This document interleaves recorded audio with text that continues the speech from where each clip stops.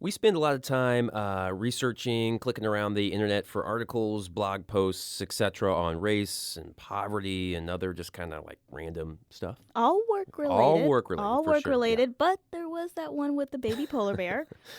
There was the panda video. Oh my God, the panda video. Yes. I mean, come on. A reminder that if you want to keep up on what we're reading about, you can follow us on Twitter at WeLiveHereSTL. Right, but we digress. Because we were doing some research about religion. It's the holidays, and we came across a blog post by this guy. Hi, I'm Reverend Dan Schatz, the minister of the Bucksmont Unitarian Universalist Fellowship in Warrington, Pennsylvania. That's a suburb of Philadelphia. So here's the story Reverend Dan tells in this blog post we read. It's about what happened to him a year ago when he put a Black Lives Matter sign out front of his church. I received a letter at one point from somebody in the community upset that we had a sign stating that Black Lives Matter and asking that it be taken down and replaced with one that said All Lives Matter. And one of the things that was said in that letter was, since when has God chosen to see us by the color of our skin? So Reverend Dan writes back that Black Lives Matter doesn't mean other lives don't, but you have to acknowledge African Americans are often targeted unfairly.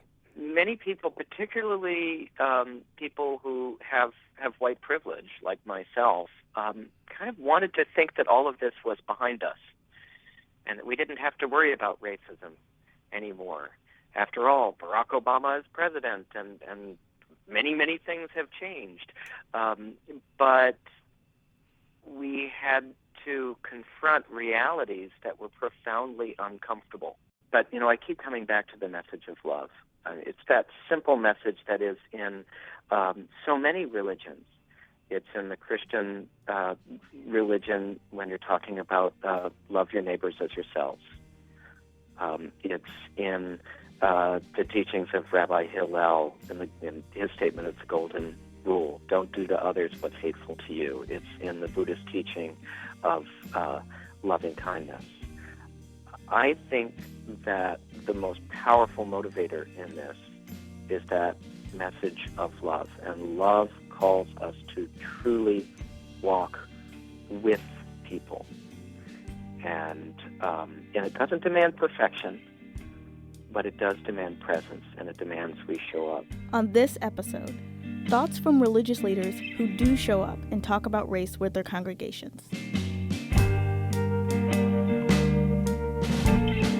We live here. We live here. We live here. We live here. A project exploring race, class, power, poverty, systems and the people they touch. I'm Tim Lloyd.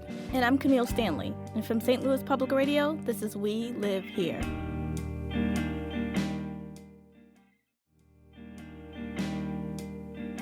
Like we usually do, we were tweeting about getting ready to do this show, and Jason Callahan, who uses the Twitter handle at JCSTLSun, that's spelled S-U-N, replied with a link to a survey that was done by the Barna Group. Now, the Barna Group specializes in polls about faith and culture. Thanks, Jason, for shooting that survey our way. And in this survey, it found that 1 in 3 Americans say Christian churches are part of the problem when it comes to racism. And that number goes up among young people. Nearly half of millennials say Christian churches fuel racial tensions. But here's the thing. In the same survey, there was an overwhelming majority of people who say Christian churches play a vital role in racial reconciliation. Now, we're not experts in religion or theology. So we did what reporters do and found one, a spirit guide, if you will. Yeah, see what we did there? Mm-hmm. Yeah. Mm-hmm.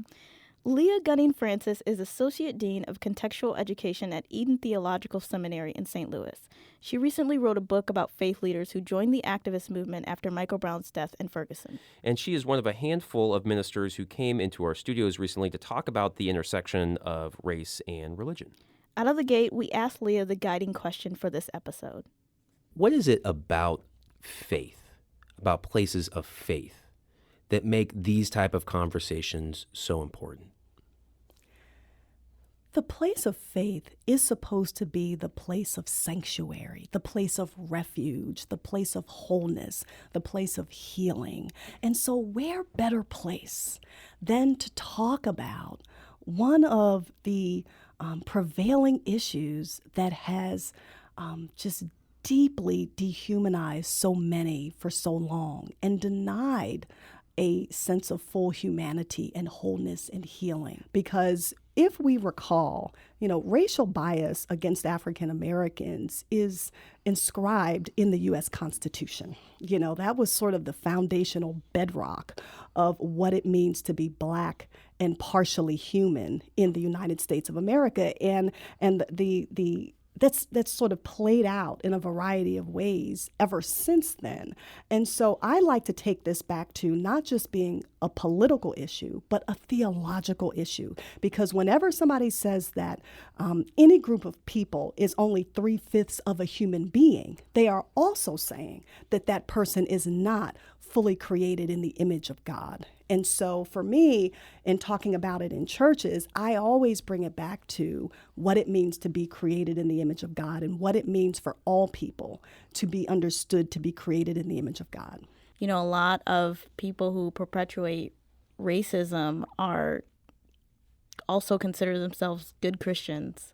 So how does that ever come up when you're dealing with people who are trying to either separate those two things or kind of reconcile those two things, I guess is a better way to put it? Absolutely. And the critical part of the work is helping with that reconciliation, that for pastors to have to help congregates understand that it's not just about what happens here in this church on a Saturday or Sunday or Friday, whenever your congregation worships, but how does it inform the rest of your week? How does it inform the rest of your interactions? How does it inform the decisions you make at work? How does it inform the decisions and things that you do in your recreation time? So, there were members of the Ku Klux Klan that identified as very devout Christians. There's a long history in this country and globally as well of Christianity, especially being buttressed by racism, if you will. And so to have to continue to make the case that the life of faith and these ideas about race are not separate, but that they are intricately involved because God desires that all people understand that all are created in the image of God.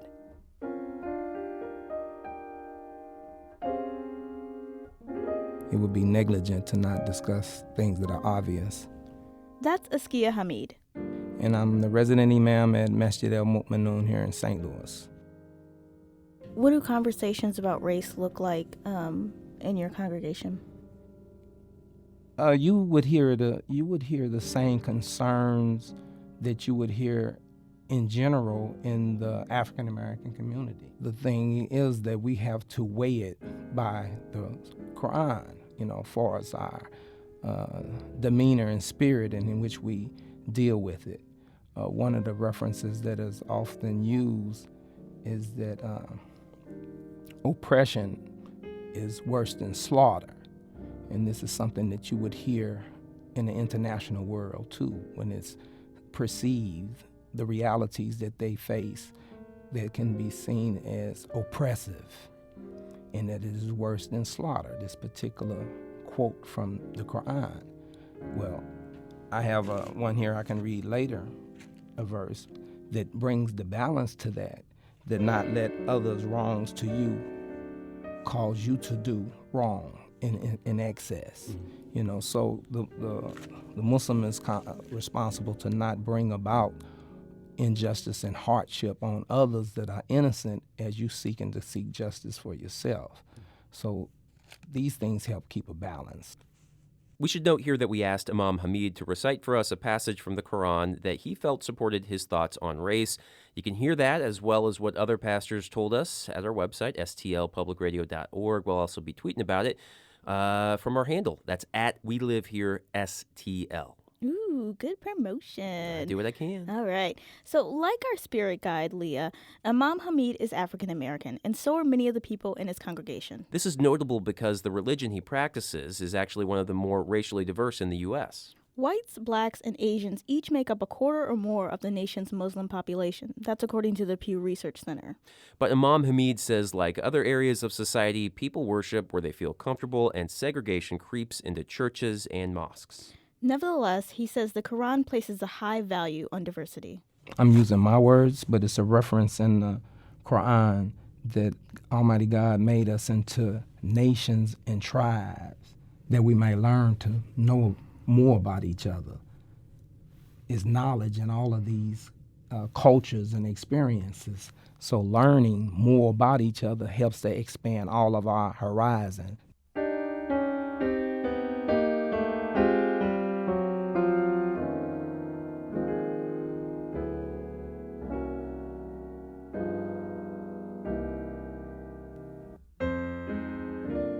Terrell Carter has spent much of his adult life crisscrossing that racial horizon.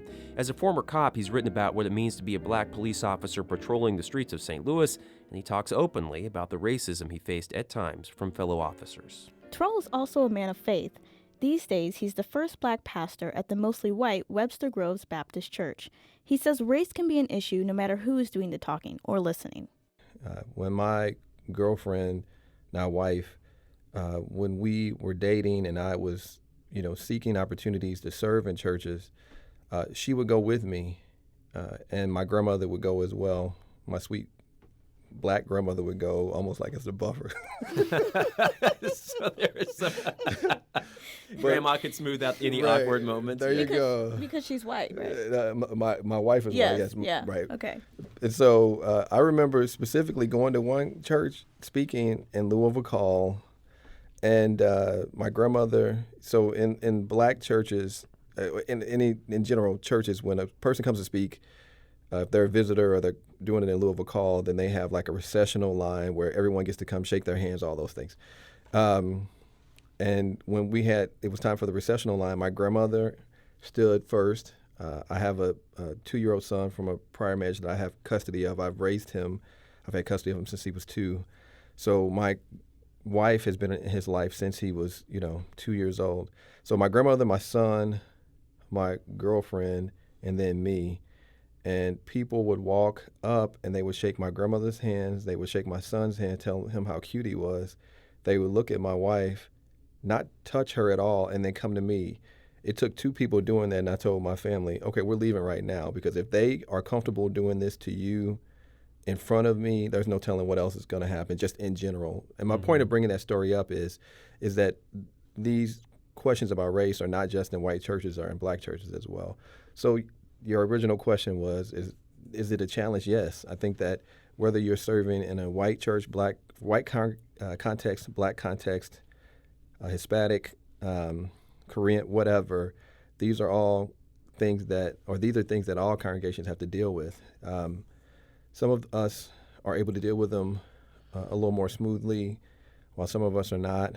And some congregations just don't want to deal with it at all. I mean, again, I've served in white churches and black churches, and, the thing that people want to avoid at all costs is a conversation about race and what that means. Do you recall, like, when you were a kid and growing up in the church, that race was, if not explicitly talked about in church, but was part of the church experience? It was always an underlying foundation of my church experience in the black church.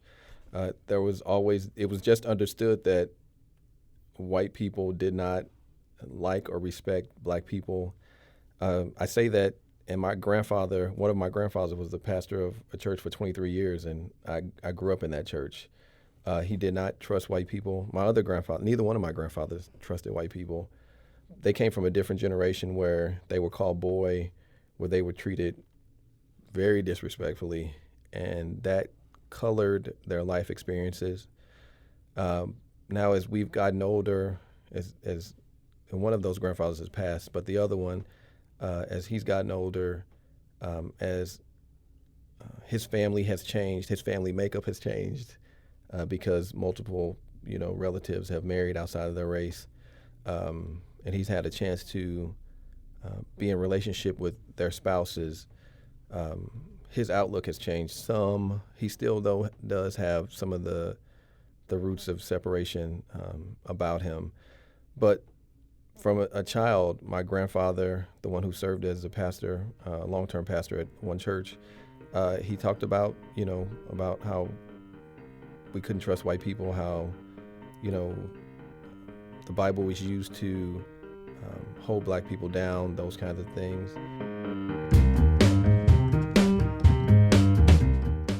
I just want to ask you quickly about your congregation in Webster. You had brought up that race is something that you don't feel like is off limits, obviously. Right. But you don't necessarily go out and say, this coming Sunday is my race sermon. Right. So it almost seems like you're like normalizing the conversation. That's sort of your approach as a faith leader.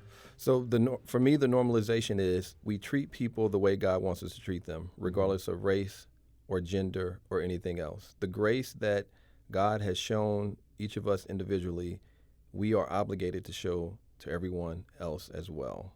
And so, no, I don't have to say, here goes my race sermon next Sunday, because every Sunday I'm periodically, or as it comes up through whatever it is we're studying or speaking about, we are able to talk about that. So the one thing I did do when I was called to be pastor at Webster Groves is I took the first 5 weeks to intentionally preach a series that dealt with seeing people as God sees them, regardless of anything. So regardless of race, again, gender, or anything else. And so that was my way of doing an intentional series about it. And with that as the foundation, we continue to go back to the idea that we have to treat everyone the way that God wants. Remember spirit guide Leah? She says even when faith leaders feel like they should talk about race, some don't, because the stakes are just too high, even for Black pastors. I often wonder if, for some, they don't feel like they can take the risk of being ostracized. If you look at what's happened so often with people like Reverend Jesse Jackson or Reverend Al Sharpton, in the media, they are always often castigated as race baiters or race agitators, when the truth of the matter is what they do is seek to bring to the public's attention issues of racial injustice. All of the people that I talk with feel very strongly about having these conversations, especially the white clergy people that I talk to. Many of them describe their work, and the crux of their work is waking up white people to racism.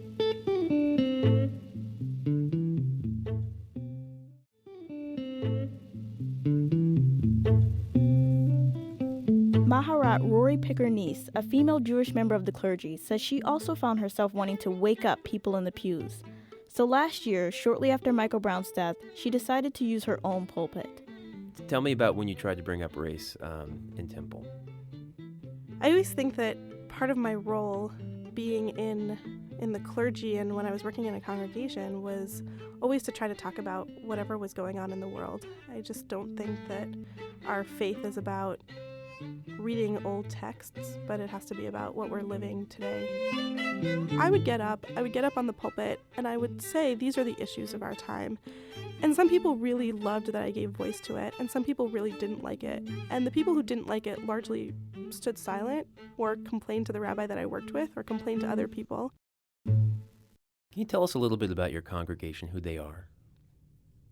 So the congregation, which now I'm actually no longer serving, now I'm a member of, the congregation is a pretty eclectic group of people, many of whom are connected with universities, so a lot of academic backgrounds, highly intellectual, really engaged in the world, really passionate about social justice. And so on some level, it never even occurred to me to hesitate when I was going to ask about that. I mean, it seems like those are the kind of folks who, if I can just throw out my own stereotype, who you would think would be okay with having these type of conversations. Yeah, and that's why it never even caused me any pause to think that I could get up and say these things. And it's why I didn't really pause. It's only really after the fact that I look back and think, oh, maybe that was a little bit gutsy, or maybe I should have run that by a few more people. Still, Rory says despite the pushback, she kept bringing race up in conversations and in her own writing. She says even if she couldn't change people's minds, she wanted to at least plant the seed.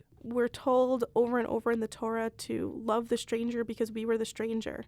As Jews, we know what it means to have laws that have been instituted against us purely based on religion. We know what it means to have people think less of us because of our religion, because of narratives that have been created around us. We know what it means to be forced to live in certain areas. We know what it means not to have access to education and jobs in the same way. And so what does that mean then as a Jewish community who now have a certain degree of success? We still have poverty in our community. We still have problems.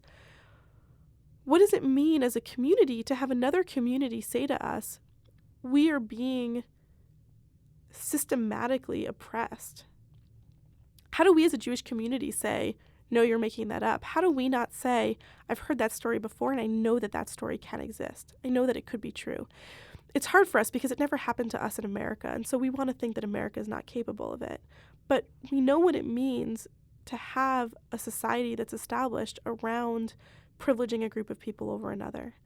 And so that was always what I wanted the story to be. It was always about, we as a Jewish community have a responsibility here to ask ourselves these questions and to think about what's going on and to push back on it. Eventually, preaching from the pulpit just wasn't enough. Rory went to the streets, participating in protests after Ferguson. And during one of those events, she was arrested. How did your congregation respond when you got arrested? Not necessarily as well as I had hoped.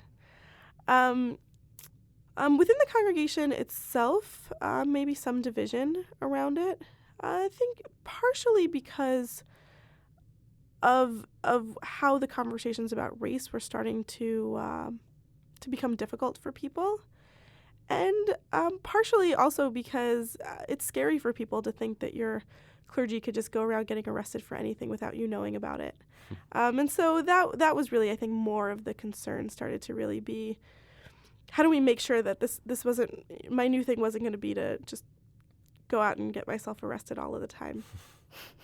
So there was a little bit of some comforting that had to happen, and for some people it's incredibly energizing and incredibly pride-filling to see their clergy out on the streets living what they're preaching, praying with their feet, as Abraham Joshua Heschel said.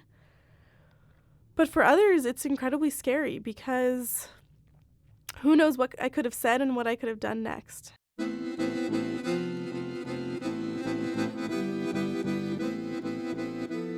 This actually takes us back to Reverend Dan from the top of the show. He's the one who got some pushback after putting a Black Lives Matter sign outside his church. He says what comes across as fear could actually be something else. There's a grieving process that happens when we confront uncomfortable realities. We've seen it. We've seen denial. We've seen anger. I think right now probably a lot of people are in the middle of bargaining. But it's the same grieving process as we go for any kind of feeling of loss. In this case, it's the loss of the feeling that, we solved this problem. The All Lives Matter crowd mean what they say. And many of them see the language of Black Lives Matter as divisive because when you say Black Lives Matter, they feel uncomfortable. And it's natural to say, well, the thing that somebody's saying is what's making me uncomfortable. And, of course, what's really underneath that is the inequities in society. And Black Lives Matter isn't divisive. Racism and privilege are divisive. I want to go back to your blog post. After you wrote that person back, did they reply? No, I never heard back. I think the most powerful thing that happened to me because of that letter was that I got that on Christmas Eve last year, a young teenager in the congregation who was an African-American teenager who we hadn't seen for a long time. She wasn't really interested in our youth group activities, wasn't really interested in getting up in the morning and coming to services. But she came to Christmas Eve services with her mother. And she told me that she had been making Black Lives Matter signs and T-shirts at her school and doing activism. But the principal of the school had told her, you should say All Lives Matter. So when the 16-year-old told her teacher about that, the teacher handed her a printed piece of paper. It had my little blog post on being asked to change Black Lives Matter to All Lives Matter, and said, read this, and this is what you should tell the principal. She got all the way to the bottom and then said, wait a minute, that's my church. That's my minister. And it was the greatest gift in the world to know that one person who I knew and who had watched grown up and who seemed to be drifting from us, but she felt valued and she felt heard and she felt encouraged in her path of social justice and activism. Now that is an amazing response to something like this.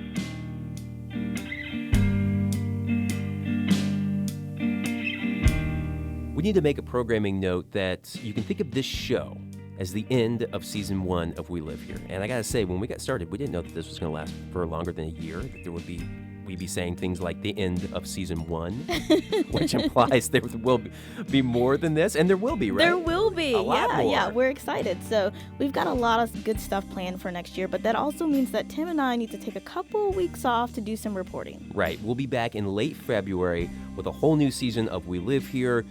We'll have a brand new website, too. We'll be doing more a lot on more. social media. Way more on social media. We'll be talking to you guys more. There will be events. So, but again, thanks to everyone who made season 1 great and who talked to us for this show when we were just getting started and we said, hey, we've got this podcast thing. You should come talk to us. Thank you so much. It's been a great experience. And We Live Here is produced by me. Oh, and Cheesy Pugs. So it's time for your favorite part of the show, Cheesy Pugs, what we call Cheesy Plugs. Anyway, you know the deal. If you like the show, share it with everybody you know, your mama, your boyfriend, your daddy, your dog, and then go to iTunes, subscribe, and rate us. We really like the 5 stars. But yeah, hang with us and share us everywhere you know. Right, and again, you can follow us on Twitter at WeLiveHereSTL. We tweet all kinds of stuff about the shows we're working on, little bits of information as we find them. Again, that's on Twitter at WeLiveHereSTL. Okay, We Live Here is produced by me, Tim Lloyd. And me, Camille Stanley. Shula Newman is our editor, and Margie Fry-Vogel is the editor of St. Louis Public Radio. We should make a note here that Margie is retiring at the end of this month. Thank you, Margie, for all the support that you gave to We Live Here. Yes, thank you so much. Yeah, and helping shepherd this whole newsroom through some very, very tough reporting. Thank you very, very much. Our theme music was composed by Cassie Morgan. And from St. Louis Public Radio, this is We Live Here.